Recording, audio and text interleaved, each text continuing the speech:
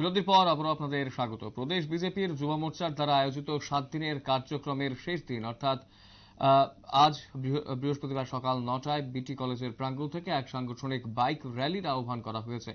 এই র্যালিকে কেন্দ্র করে সকল স্তরের কার্যকর্তারা উপস্থিত রয়েছিলেন বিজেপির সেখানে, এবং বিশেষ করে সকল যুব মোর্চার যারা কর্মী সমর্থকরা রয়েছেন তারা কিন্তু উপস্থিত ছিলেন এই বাইক র্যালিতে। এই বাইক র্যালিকে কেন্দ্র করে ব্যাপক উৎসাহ উদ্দীপনা লক্ষ্য করা গেছে প্রত্যেকের মধ্যে।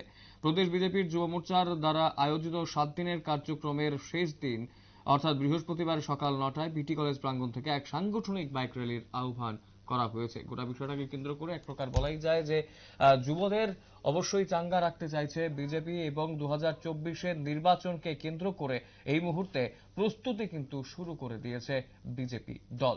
এই মুহূর্তে দাঁড়িয়ে আরো কি জানাচ্ছেন বিজেপি দলের পক্ষ থেকে বিজেপির রাজ্য সাধারণ সম্পাদিকা পাপিয়া দত্ত, শুনবো।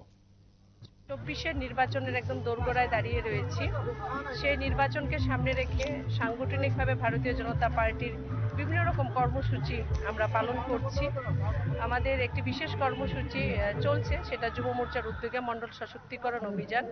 সেই মণ্ডল সশক্তিকরণ অভিযানকে সামনে রেখে রাজ্যের প্রায় 60টি বিধানসভাতেই বাইক র্যালি যুব মোর্চার মাধ্যমে আয়োজন করা হচ্ছে।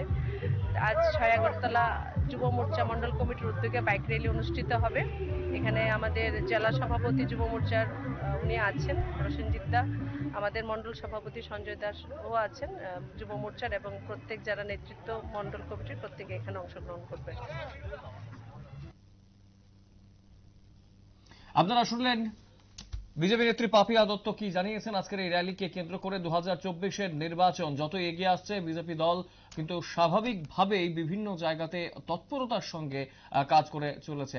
বিশেষ করে যারা যুব নেত্রীরা রয়েছে, যুব নেতারা রয়েছে এবং যুব কর্মী সমর্থকরা রয়েছে তাদেরকে চাঙ্গা রাখা, এবং এই কাজটা কিন্তু অবশ্যই করছে। আজ বিটি কলেজ প্রাঙ্গণ থেকে এক বাইক র্যালি, সাংগঠনিক বাইক র্যালির আয়োজন করা হয়েছে, যেখানে উপস্থিত ছিলেন প্রদেশ বিজেপির সাধারণ সম্পাদিকা পাপিয়া দত্ত। গোটা বিষয়টাকে কেন্দ্র করে তিনি তার মতামত তুলে ধরেছেন, এবং 24-এর নির্বাচনকে কেন্দ্র করে ইতিমধ্যেই বিজেপি অনেকটাই যে প্রস্তুত সেই কথাই কিন্তু তুলে ধরেছেন তিনি। বিজেপি দলের পক্ষ থেকে এই মুহূর্তে বিভিন্ন জায়গাতে প্রস্তুতি চলছে, বিভিন্ন জেলায় জেলায় সাব ডিভিশন লেভেলেও কিন্তু বৈঠক হচ্ছে, এবং কিভাবে 24-এর নির্বাচনে তারা লড়বেন এবং কিভাবে মানুষের সাপোর্ট তারা পেতে পারেন সবকিছু নিয়েই কিন্তু সাংগঠনিক আলোচনা হচ্ছে বিভিন্ন জায়গাতে। এবং বিশেষ করে যুবরা যেহেতু চালিকা শক্তি, এবং সেই বিষয়টাকে কেন্দ্র করে এই মুহূর্তে যুবদেরও কিন্তু সতেজ রাখার একটা চেষ্টা অবশ্যই রয়েছে বিজেপির। সময় ছোট্ট বিজ্ঞাপন বিরতি, রয়েছে অন্যান্য সংবাদ, সঙ্গে থাকবেন।